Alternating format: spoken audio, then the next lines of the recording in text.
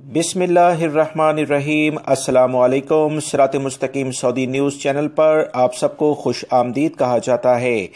آج کی اہم ترین خبروں کا آغاز میں کرنے سے پہلے آپ تمام بھائیوں سے ریکویسٹ کروں گا کہ ویڈیو مکمل دیکھیں، کیونکہ بہت اہم معلومات ہیں جس کا جاننا آپ تمام لوگوں کے لیے کافی فائدہ مند ہوگا۔ اگر آپ میرے چینل پر نئے ویور ہیں تو پلیز جلدی سے چینل سبسکرائیب کر لیں، بیل بٹن لازمی پریس کر لیے گا تاکہ تمام معلومات آپ کو بروقت ملتی رہیں۔ سوشل میڈیا پر ایسی خبروں کی بھرمار آپ دیکھ رہے ہوں گے کہ جس میں کہا جا رہا ہے کہ اگست میں انٹرنیشنل پروازیں سعودی حکومت کی جانب سے شروع کی جائیں گی۔ اگست کے بعد کچھ ویڈیو بنانے والوں نے اسے سپٹمبر اور بعض نے تو اکتوبر تک کہہ دیا کہ اکتوبر تک سعودی عرب میں انٹرنیشنل پروازیں کھلنے جا رہی ہیں۔ اس سلسلے میں سعودی حکومت کے اہم ادارے سعودی عرب کی general authority of civil aviation, جسے GACA کہا جاتا ہے، جیسے دوستوں پاکستان میں سول ایویشن اتھارٹی ہے جو کہ تمام پروازوں کی مانیٹرنگ کرتی ہے، جہازوں کی نگران کمپنیوں کو مانیٹر کرتی ہے۔ سعودی عرب میں بھی یہی company general authority of civil aviation ہے۔ انہوں نے بتایا کہ تمام کی تمام خبریں جو کہ اکتوبر میں انٹرنیشنل فلائٹس کی بحالی کے بارے میں چل رہی ہیں، یہ سراسر بے بنیاد اور من گھڑت ہیں۔ سعودی حکومت کی جانب سے کوئی ایسا سرکولر جاری نہیں ہوا ہے، لہٰذا افواہوں پر کان نہ دھریں۔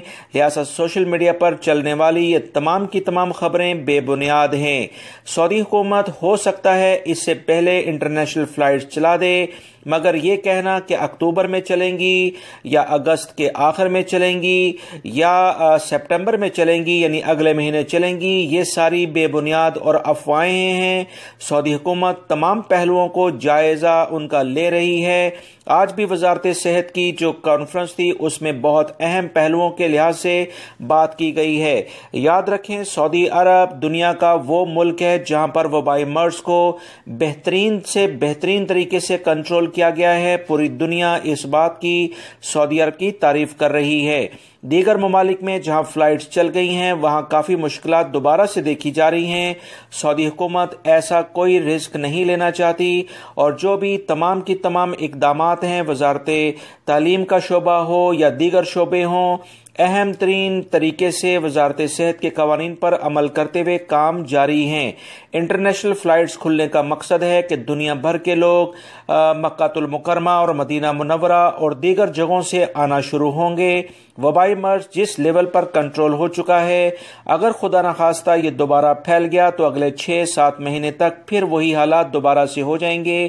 ان تمام پہلوؤں کو دیکھتے ہوئے وزارت صحت اور وزارت داخلہ اور دیگر ادارے ایک بہتر فیصلہ انشاءاللہ جلدی کریں گے۔ آج کی جو پریس کانفرنس تھی جس کے بارے میں آپ بہت سارے بھائیوں نے پوچھا کہ اس میں کیا اعلامیہ جاری کیا گیا ہے، وزارت صحت نے اپنی پوری پروگریس اس میں بتائی ہے کہ انہوں نے کیا کیا اقدامات کیے ہیں جس کی بنا پر سعودی عرب میں جو وبائی مرض کس حد تک کنٹرول ہو گیا ہے۔